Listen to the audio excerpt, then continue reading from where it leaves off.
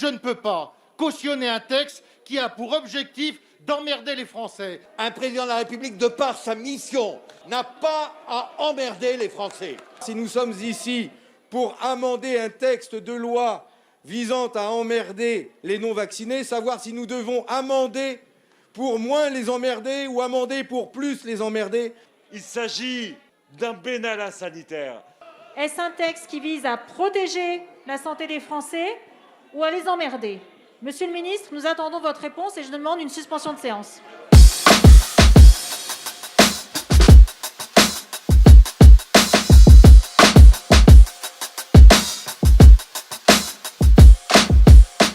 Nous demandons la présence du Premier ministre parce que les propos du Président de la République sont des propos indignes, des propos irresponsables, des propos méprisants et surtout des propos très prémédités. Voilà la réalité de la situation et voilà ce que nous ne pouvons accepter. Avis du gouvernement. Avis du gouvernement.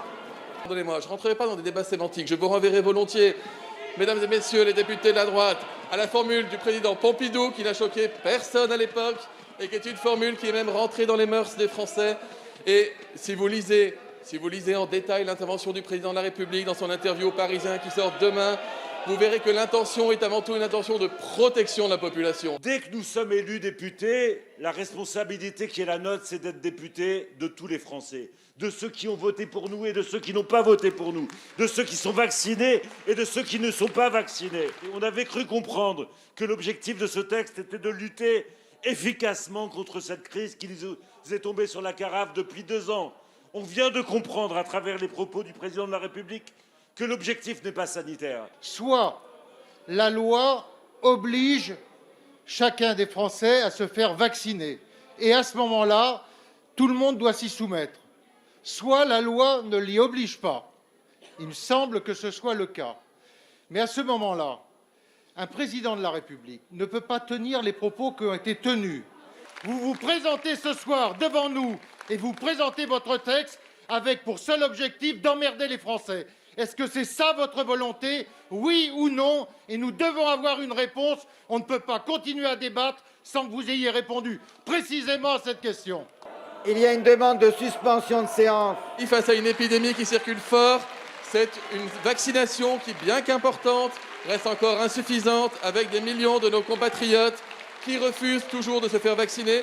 Certains parce qu'ils sont éloignés de la vaccination, d'autres parce qu'ils ne se sentent pas concernés par la menace du virus, et d'autres encore parce que je l'ai dit moi-même, refusent l'idée de la science et de ce qu'elle peut apporter en termes de gains pour la santé des Français. Nous avons près de 300 000 contaminations aujourd'hui.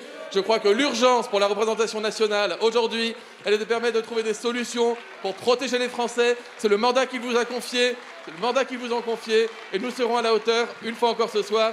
Les débats ont été de qualité cet après-midi, nous avons trouvé des consensus et nous continuerons de travailler dans cette harmonie. Encore une fois, les Français nous regardent. Mes chers collègues, j'ai écouté, on a entendu un certain nombre de présidents de groupe.